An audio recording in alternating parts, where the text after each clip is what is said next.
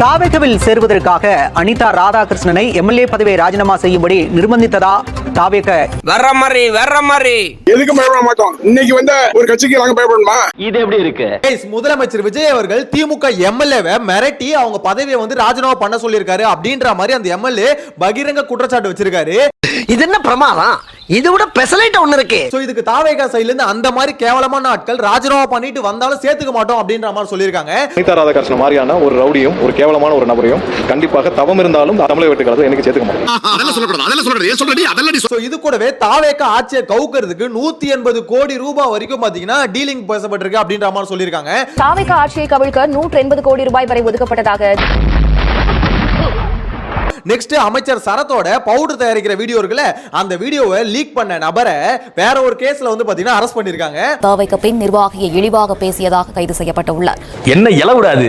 இது கூடவே வைகோ அவர்கள் கரூர் பிரச்சனையப்ப விஜய் அவர்கள் ஓடி போயிட்டாரு, மனசாட்சியே இல்லாம அப்படின்ற மாதிரி சொல்லியிருந்தாரு. இப்ப அதே வைகோ அவர்கள் இப்ப அவருக்கு மனசாட்சி வந்துருச்சு அப்படின்ற மாதிரி சொல்லியிருக்காரு. மனசாட்சி இருக்கு இப்ப அவருக்கு. இருக்கு அவர். அன்னைக்கு இல்ல இன்னைக்கு இருக்கு. அவன் இன்னும் திருந்தல மாமா. அது என்ன மேட்டர் அப்படின்றதையும் பார்க்க போறோம். சோ இது கூடவே தாவேகால லஞ்சமே இருக்காது அப்படின்ற மாதிரி சொல்லியிருந்தாங்க. 80 கோடி ரூபாய் வரைக்கும் லஞ்சம் வாங்கியிருக்காங்க. அது என்ன மேட்டர் அப்படின்றதையும் பார்க்க போறோம். ஒட்டுமொத்த மாவட்ட செயலாளர்களுக்கும் சுமார் 80 கோடி ரூபாய் வரைக்கும் கல்லா கட்டி இருக்காங்களாம். இதெல்லாம் டீடைலா பார்க்கலாம். சேனலை ஃபர்ஸ்ட் டைம் பாத்தீங்கன்னா சப்ஸ்கிரைப் பண்ணிட்டு வீடியோ லைக் பண்ணி வச்சுக்கோங்க. உண்மையோட பார்த்தலாமா? ஃபர்ஸ்ட் ஆஃப் ஆல் தாவேகாக்கும் திமுகவுக்கும் பயங்கரமான போட்டி போயிட்டு இருக்கு. எந்த எம்எல்ஏவை யாரு விலக்கி வாங்குறது அப்படின்ற மாதிரி தான். சும்மாறா. ஏன்னா தாவேகா சைடுல ஒரு பக்கம் பாத்தீங்கன்னா அதிமுக எம்எல்ஏக்களை இழுத்து போட்டுக்கிட்டே இருக்காங்க. அங்க இருந்து பாத்தீங்கன்னா ராஜினாமா பண்ணிட்டு தொடர்ந்து வந்துகிட்டே இருக்காங்க. அப்படி வரவங்க ஊழலே பண்ணிருந்தாலும் அவங்கள கரையை வந்து தொடச்சி தாவேகா வந்து சேர்த்துக்குது. ஐயோ ஊழல்கார ஏன்னா இத 3 நிமிஷத்துல கிளியர் பண்ணுவாரு. வெறும் 3 நிமிஷத்துலயா? காட்டட்டுமா? இவங்க எல்லாம் ஊழல்ல நல்லா பேர் போனவங்க. பரவாயில்ல, அதெல்லாம் கிளியர் பண்ண 3 நிமிஷம் போதும்.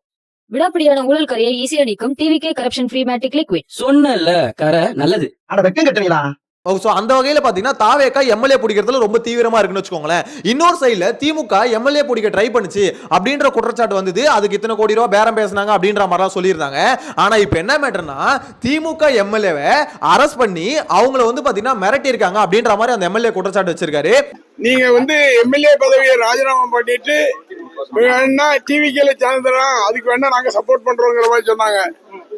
நாங்க வந்து எந்த இதுக்கும் பயப்பட மாட்டோம்.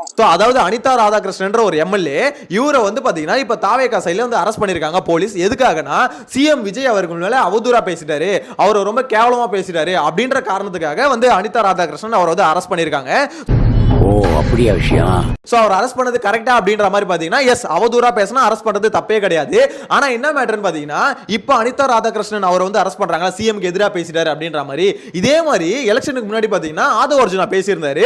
அப்ப வந்து பாத்தீங்கன்னா ஆதவ அர்ஜுனா அரெஸ்ட் பண்ணிருக்கணும். திமுக பைபிளைக்கு வந்து அந்த சமயத்துல பண்ணல. திமுக தான் அரெஸ்ட் பண்றதுல முன்னோடிகள். அவங்களுக்கு எதிராக யார் என்ன பேசினாலும் உடனே அரெஸ்ட் பண்ணுவானுங்க. இப்ப திமுகக்கே அது நடக்கும்போது வாழ்க்கை ஒரு வட்டண்டா அப்படின்ற மாதிரி தான் சொல்ல தோணுது. என்னப்பா செய்யறது? விதி விளையாடுச்சுப்பா. நாய நீ விளையாண்டு போட்டு விதி மேலேண்டா பழி போடுற. ஏன்னா திமுகக்கே டஃப் கொடுக்குற அளவுக்கு தாவேகா செயல்பட்டு இருக்கு. அவங்களுக்கு எதிராக யார் என்ன பேசினாலும் அரஸ்ட் அப்படின்ற மாதிரி தான் சொல்லணும். எனிவேஸ் அனிதா ராதாகிருஷ்ணன் வந்து பாத்தீங்கன்னா இந்த மாதிரி அவதூறா பேசிட்டாரு அப்படின்னு சொல்லிட்டு அரெஸ்ட் பண்ணிருக்காங்க. முதலமைச்சரே அவதூறா பேசிட்டாரா? ஆமா. ஐயாவே பேசிட்டாரு. ஆமா. சிஎம்ஏ பேசிட்டாப்ல. சாரியே பேசிட்டாப்ல. அவர் ப்ரோவே பேசிட்டாப்லையா? அரெஸ்ட் பண்ணி கூட்டிட்டு போயிட்டு அவரை மிரட்டி பதவியை ராஜினாமா பண்ண சொல்லிருக்காங்க அப்படின்ற மாதிரி அவரே ஓபனா ஸ்டேட்மெண்ட் கொடுத்திருக்காரு. என்ன மிரட்டி ராஜினாமா பண்ண சொல்றாங்க, நான் அதுக்கெல்லாம் அடி பண்ண மாட்டேன் அப்படின்ற மாதிரி சொல்லியிருக்காரு. சோ இத பாக்கும்போது தாவேகா இந்த நிலைமைக்கு இறங்கிட்டீங்களா என்ன? அவ்வளவுதானா? அடுத்து வந்து பாத்தீங்கன்னா ஃபுல்லா மிரட்டல் தானா? என்ன பறக்கான அது? ஒன்னு ஃபர்ஸ்ட் சாஃப்டா பேசி வைப்போம், அப்புறம் உங்க மேல இருக்க ஊழல் கேஸ நோண்டு பேசி வைப்போம், அதுக்கு அடுத்து பாத்தீங்கன்னா மிரட்டல் தான் அப்படின்ற மாதிரி தான் பாத்தீங்கன்னா திமுக சைடுல இருந்து குற்றச்சாட்டு வச்சிட்டு இருக்காங்க. என்னம்மா நீங்க இப்படி பண்றீங்களாமா? தாவேகா இதுக்கு என்ன பதில் கொடுத்திருக்குன்னா சிடிஆர் நிர்மல்குமார் சொல்லியிருக்காரு, நாங்க இப்படிப்பட்ட நபர்கள்லாம் வந்தா என் கட்சியில சேர்த்துக்கவே மாட்டோங்க. அவர் எவ்வளவு பெரிய ஆளு, எவ்வளவு பெரிய ரவுடி, சோ இந்த மாதிரி ஆட்கள்லாம் நாங்க சேர்த்துவோமா, கேவலமான மனுஷங்க அப்படின்ற மாதிரி சொல்லியிருக்காரு. அனிதா ராதாகிருஷ்ணன் மாதிரியான ஒரு ரவுடியும் ஒரு கேவலமான ஒரு நபரையும் கண்டிப்பாக தவம் இருந்தாலும் தமிழக வெட்டுக்கிறது எனக்கு சேர்த்துக்க மாட்டோம். எனக்கு என்னன்னா எஸ் நீங்க சொல்றது எல்லாமே உண்மைனே வச்சுப்போமே, ஆனா இதே மாதிரி ஏகப்பட்ட கேஸ் இருக்கிறவங்க நீங்க ஆல்ரெடி சேர்த்துக்கிறீங்களே நிர்மல்குமார். அதாவது உண்மையிலே நீங்க தூய சக்தியா இருந்து இவ்வளவு வாய்க்கிலேயே பேசுனீங்கன்னா நியாயம். உண்மையிலே தாவேக்காவை நம்ம பாராட்டலாம். ஆமா, தாவேக்கான்ற தூய சக்தியில போய் இவங்கள மாதிரி ஆட்களை வந்து கூப்பிடுவாங்களா அப்படின்ற மாதிரி நாங்களும் நம்ப மாட்டோம். டவுட் வராது, கரெக்டா? ஆனா இப்ப டவுட் வருது பாஸ். ஏன்னா யாரு எப்படிப்பட்ட ஆளா இருந்தாலும் நீங்க தான் கூப்பிட்டு சேர்த்துக்கிறீங்களே, அவங்க மேல எவ்வளவு கேஸ் இருந்தாலும் கூப்பிட்டு சேர்த்துக்கிறீங்களே, நீங்களா பேசுறீங்களா அப்படின்ற மாதிரி சொல்ல தோணுது. வேணாம் சோகதரா, வேணாம். இங்க திமுக கேவலமான கட்சி, திமுக இருக்க எம்எல்ஏக்கள் மேல ஏகப்பட்ட கேஸ் இருக்கு அப்படின்றது மக்களுக்கு எல்லாம் நல்லா தெரியும். அதனாலதான் திமுக வேணான்னு எல்லாம் தூக்கி அடிச்சாங்க. ஆனா உங்களை வேணும்னு தானே கூப்பிட்டாங்க. சோ நீங்க வந்து என்ன பண்றீங்க, இதே மாதிரி கேஸ் இருக்கவங்க எல்லாரும் உள்ள சேர்த்துக்கிட்டு இப்ப நீங்க என்ன சொல்றீங்க, இப்படிப்பட்ட நபர்கள் நாங்க சேர்க்க மாட்டோம் அப்படின்ற மாதிரி. இன்னும் என்ன நீ பைத்தியக்காரனாவே நினைச்சிட்டு இருக்கறல? இதே அவர் இப்ப ராஜினாமா பண்ணிருந்தா அடுத்த நிமிஷமே பாத்தீங்கன்னா உடனே கட்சியில் இணைவு விழா அப்படின்ற மாதிரி ஒரு ஃபங்க்ஷனை போட்டிருப்பீங்களா, நெக்ஸ்ட் சாட்டர்டே ஒரு ஃபங்க்ஷனை போட்டு சேர்த்துட்டு இருப்பீங்களா அப்படின்ற மாதிரி தான் சொல்ல தோணுது. அதாவது இதெல்லாம் பண்ணாத ஆட்கள் மாதிரி தான் பாத்தீங்கன்னா நிர்மல்குமார் உட்கார்ந்து பேசிட்டு இருக்காரு. எனக்கு புரியலையே, நீங்க இதெல்லாம் பண்ற ஆட்கள் தானே, இந்த மாதிரி நபர்களையும் கூப்பிட்டு சேர்த்துக்கிற ஆட்கள் தானே அப்படின்ற மாதிரி தான் சொல்ல தோணுது. எனிவேஸ் தாவேகா சைடுல இருந்து அதை நிராகரிச்சிருக்காங்க. பட் அந்த எம்எல்ஏ என்ன சொல்றாருன்னா, என்ன வந்து ராஜினாமா பண்ண சொல்லி வற்புறுத்துனாங்க, நான் பண்ண மாட்டேன்னு சொல்லிட்டேன், என்ன உங்களோட மிரட்டலுக்குலாம் நான் அடிபணிய மாட்டேன், அது மட்டும் இல்லாம 6 மாசத்துல இந்த ஆட்சி கவுரும் அப்படின்ற மாதிரி சொல்லியிருக்காரு. அப்படி இல்லனாலும் இந்த 6 மாசத்துக்கு அப்புறம் இந்த ஆட்சி இருக்க விடவே மாட்டோம் அப்படின்ற மாதிரி சொல்லியிருக்காரு. 6 மாசம் மேல இந்த ஆட்சி இருக்காது, இருக்கவும் விட மாட்டோம். அவ்வளவு வெறி மாப்பிளைக்கு எனக்கு புரியலையே. எனக்கு தெரிஞ்சு இந்த ஆட்சி 5 வருஷம் போறது ரொம்ப கஷ்டம் அப்படின்ற மாதிரி யோசிக்க தோணுது. ஏன்னு பாத்தீங்கன்னா ஒரு சைடுல தாவேகா வந்து எம்எல்ஏ பர்ச்சேசிங்ல வந்து பாத்தீங்கன்னா ரொம்ப தீவிரமா இருக்காங்க. தட் மீன்ஸ் அதிமுக எம்எல்ஏக்கள் வந்து சேர்ந்துகிட்டு இருக்காங்களே, அதை சொல்றேன். சோ இவங்க வந்து பாத்தீங்கன்னா பணத்தை வச்சு வேலை பேசுறாங்களா இல்ல பதவியை வச்சு வேலை பேசுறாங்களா அப்படின்றது எதுவுமே நம்மளுக்கு தெரியாது. பட் வெளியில இருந்து பார்க்கும்போது ஏதோ ஒரு காரணத்துக்காக, ஏதோ ஒரு லாபத்துக்காக தான் இவங்க வராங்க அப்படின்றது மட்டும் நம்மளால புரிஞ்சுக்க முடியுது. ஏன்னா வரவங்களாம் அவ்வளவு நல்லவங்க கிடையாது. சோ அப்படி வந்து பாத்தீங்கன்னா எம்எல்ஏக்கள் இவங்க வந்து ராஜினாமா பண்ணிட்டு வர சொல்றதுக்கான காரணம் இடைத்தேர்தல்ல நம்ம எப்படியாவது நின்னு ஜெயிக்கணும் அப்படின்ற மோட்டிவ் வந்து விஜய் அவர்களுக்கு ரொம்ப தீவிரமா இருக்கு. சோ அது மட்டும் இல்லாம அதிமுகன்ற கட்சி அழிக்கணும் அப்படின்ற மோட்டிவ் ரொம்ப தீவிரமா இருக்குன்னு வச்சுக்கோங்களேன். இது ரெண்டுத்துலயும் ரொம்ப ஃபோக்கஸ்டா இருக்காரு. அட வெக்கம் கட்டுவீங்களா, இதுக்கு எதுக்குடா வெள்ளையங்கிலி மாலைன்னு? ஆனா இஃப் இன் கேஸ் இடைத்தேர்தலில் விஜய் அவர்கள் மட்டும் தோத்துட்டா, தாவேகா கட்சி மட்டும் பாத்தீங்கன்னா ஒரு 10 தொகுதி இடைத்தேர்தல் வருதுன்னா 10லயும் தோத்துருச்சுன்னு வச்சுக்கோங்களேன், சோலி முடிஞ்சது அப்படின்ற மாதிரி தான் சொல்ல தோணுது. அடுத்து இருக்க 4.5 வருஷம் வந்து பாத்தீங்கன்னா முதலமைச்சர் விஜய் அவர் வந்து பயத்திலேயே இருக்கணும். என்ன மேட்டர்னா கூட்டணி கட்சிகள் மேல விஜய் அவர்களுக்கு நம்பிக்கை இல்லை. எப்ப எவன் கழட்டிக்கிட்டு ஓடுவான்னு தெரியலையே. சோ இவனுங்களை நம்பி எப்படி ஆட்சி ரன் பண்றது அப்படின்ற ஒரு பயம் அவருக்கு இருக்குது. என்னதான் வந்து பாத்தீங்கன்னா எங்க தோழமை கட்சிகள் பாத்தீங்கன்னா அவங்களை குஷிப்படுத்தினாலும் அமைச்சரவையில இடம் கொடுத்தாலும் அவருக்கு ஒரு டவுட் இருந்துகிட்டே இருக்கு. அதனாலதான் என்ன பண்றாங்க, இல்ல நாங்க உங்களை நம்ப மாட்டோம், நாங்களே இடைத்தேர்தலில் போட்டிட்டு எங்களுக்கான எம்எல்ஏக்களை நாங்களே எடுத்துக்கிறோம் அப்படின்ற போக்கஸ்ல தான் இவ்வளவு வேலையும் பார்த்துக்கிட்டு இருக்காங்க. இன்னொரு சைடுல தாவேகா எம்எல்ஏக்களை விலைக்கு வாங்குறதுக்கு 180 கோடி வரைக்கும் பாத்தீங்கன்னா ஒதுக்கப்பட்டிருக்கு அப்படின்ற நியூஸும் வருது. அதை பார்க்கும்போது 180 கோடியா? தாவேகா ஆட்சியை கவிழ்க்க 180 கோடி ரூபாய் வரை ஒதுக்கப்பட்டதாக இது தொடர்பாக 180 கோடி இப்ப ஒதுக்கி இருக்காங்கன்னா இதுல 1-2 எம்எல்ஏவாவது தாவேக்கால வந்து வராம இருப்பாங்க அப்படின்ற மாதிரி கேட்டீங்கன்னா இதுக்கப்புறம் கொஞ்சம் வரது டவுட் தான் அப்படின்ற மாதிரி சொல்ல தோணுது. ஏன்னா இதுக்கு முன்னாடி வரதுக்கு வாய்ப்பு இருக்கு. இப்ப என்ன மேட்டர்னா உடனடியா ஏதாவது ஒரு கேஸ் போட்டு உள்ள தள்ளுறாங்களே. சோ இப்ப எம்எல்ஏக்களுக்கு ஒரு பயம் இருக்கும். இஃப் இன் கேஸ் நம்ம இங்க இருந்து திமுக தாவனாலோ இல்ல பதவியை ராஜினாமா பண்ணாலோ நம்ம மேல கண்டிப்பா ஏதோ ஒரு கேஸ் போட்டு உள்ள வச்சு கும்மிடுவானுங்க.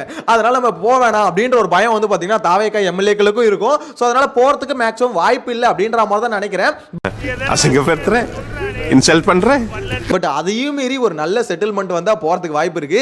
சோ எம்எல்ஏக்கள் இங்க இருந்து அங்க போவாங்களா, அங்க இருந்து இங்க வருவாங்களா அப்படின்ற ஒரு இது வந்து பாத்தீங்கன்னா ரொம்ப இன்ட்ரெஸ்டிங்கா தமிழ்நாடு அரசியல்ல போயிட்டு இருக்கு. ஆனா இது ஒரு கேவலமான ஒரு விஷயம் அப்படின்ற மாதிரி தான் சொல்ல தோணுது.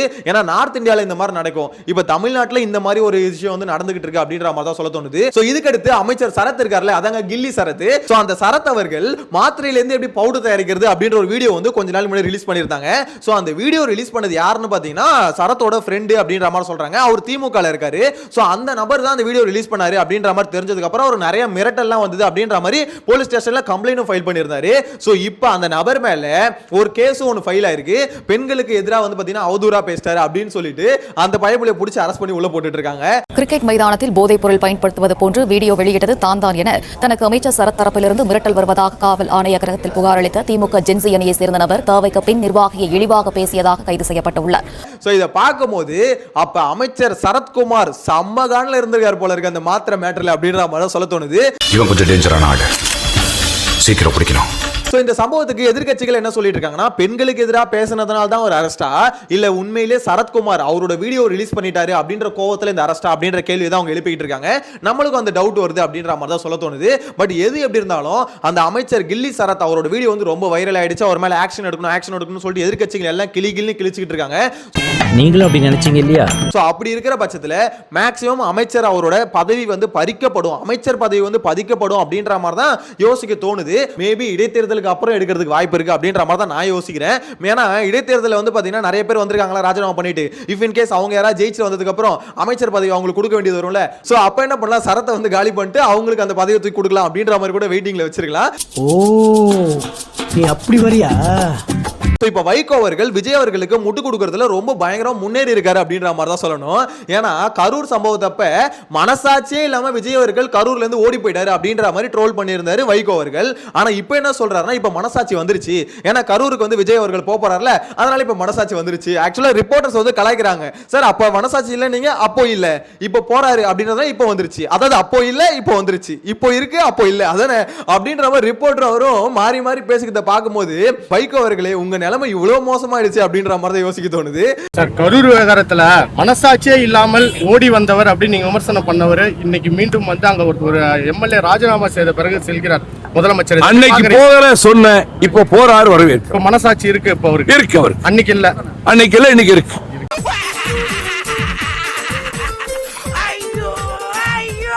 என்ன விஷயம் பாத்தீங்கன்னா, கரூருக்கு வந்து விஜய் அவர்கள் போறாரு. போறது மட்டும் இல்லாம 41 பேர் குடும்பத்துல ஒருத்தருக்கு வந்து பாத்தீங்கன்னா அரசு வேலை அப்படின்ற மாதிரி அனௌன்ஸ் பண்ணிருக்காரு. சூப்பர் சார், வரவேற்கிறோம். என்னதான் இருந்தாலும் உங்களை பார்க்க வந்து சேர்த்தாங்க அப்படின்னும் போது அவங்களுக்கு அரசு வேலை தரீங்க, அதெல்லாம் ஓகே தான் வச்சுக்கோங்களேன்.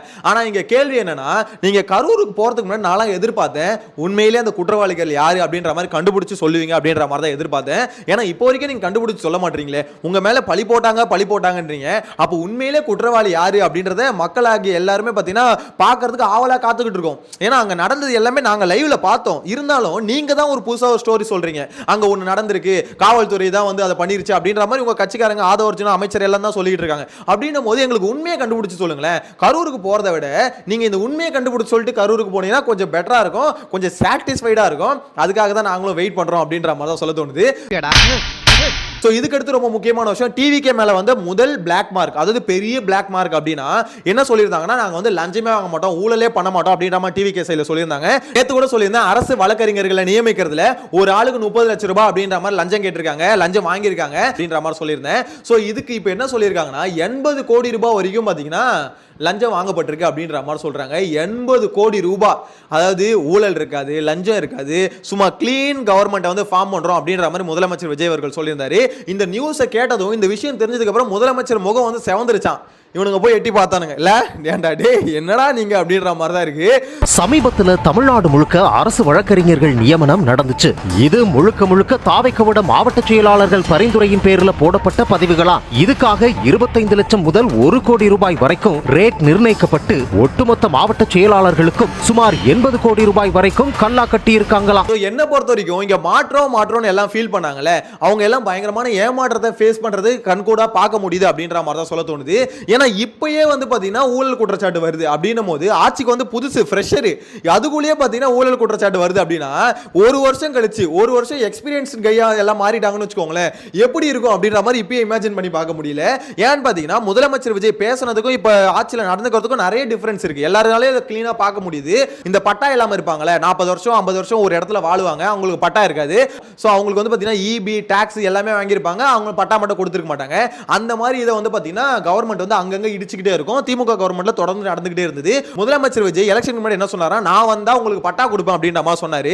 இப்போ அவர் ஆட்சிக்கு வந்து 50 நாள்லயே எல்லா வீட்டையும் பட்டா இல்லாத வீட்டை வந்து இடிச்சு தள்ளிட்டு இருக்காரு. அரசு நிலத்தில் வீடு கட்டி வருட கணக்கில் சட்டப்பூர்வமான மின் இணைப்பு, வீட்டு வரி போன்ற ஆவணங்களுடன் ஆக்கிரமித்துள்ள அனைவருக்கும் பட்டா முறைப்படுத்துதல். சென்னை அடுத்த பூவிருந்தவல்லியில் 40 ஆண்டுகளாக அரசு நிலத்தை ஆக்கிரமித்து கட்டப்பட்டிருந்த 10க்கும் மேற்பட்ட வீடுகளை வருவாய்த்துறை அதிகாரிகள் இடித்து அகற்றினர்.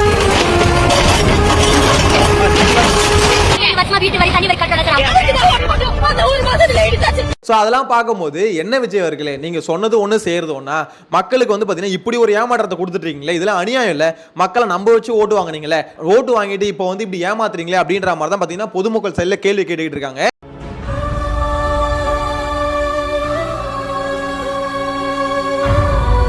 ஏன்னா அந்த வீடு இடிக்கும் போது அவங்க எல்லாம் கதறாங்க, என்ன உங்களுக்கு தானே ஓட்டு போட்டோம், நீங்க வந்து அதெல்லாம் கொடுப்பேன்னு சொன்னீங்களே, இப்போ நீங்க வந்து 50 நாள்லயே இடிக்கிறீங்களே, நல்ல மாற்றம் அப்படின்ற மாதிரி ஏமாந்துட்டோம்னு சொல்லிட்டு கதறிட்டு இருக்காங்க. இதெல்லாம் உண்மையிலே சொல்றேன் மிகப்பெரிய ஏமாற்றங்க, நம்ப வச்சு ஏமாத்துறது. இதே தான் திமுக பண்ணும், இதே தான் அதிமுக பண்ணும், இப்ப தாவேகவும் அதே தான் பண்ணுது. கடைசியில எல்லாம் மாற்றம் ஓட்டு போட்டு ஏமாந்து நிக்கிறது தான் நிதர்சனமான உண்மை அப்படின்ற மாதிரி தான் சொல்ல தோணுது. ஏன்னா தூய சக்தி நினைச்சு ஓட்டு போட்ட தாவேகா மொத்தமா இப்ப அதிமுகவா மாறிட்டு இருக்கு. அதுவும் விஜய் அவர்களோட விருப்பத்தின் பேர்ல மாறுது அப்படின்ற மாதிரி பாத்தீங்கன்னா அமைச்சர்களே சொல்றாங்க. சோ இது எங்க போய் முடிய போகுதுன்னு தெரியல. இப்போ வரைக்கும் பாத்தீங்கன்னா நியூஸ்ல பயங்கரமான டாபிக் இந்த எம்எல்ஏ பர்ச்சேசிங்லாம். இன்னும் எலெக்ஷனுக்குள்ள அதாவது இடைத்தேர்தலுக்குள்ள பாத்தீங்கன்னா எத்தனை எம்எல்ஏக்கள் வந்து ராஜினாமா பண்ண போறாங்க அப்படின்னு பாக்குறதுக்கு நானும் அவளை காத்துக்கிட்டு இருக்கேன். அந்த இடைத்தேர்தல்ல மக்கள் எப்படி வாக்களிக்க போறாங்க அப்படின்றதையும் பார்க்கறதுக்கு ரொம்ப அவளை காத்துக்கிட்டு இருக்கேன். சோ உங்களோட கருத்தையும் மறக்காம கமெண்ட்ல மென்ஷன் பண்ணுங்க. நெக்ஸ்ட் வீடியோல மீட் பண்ணலாம். Tata bye by.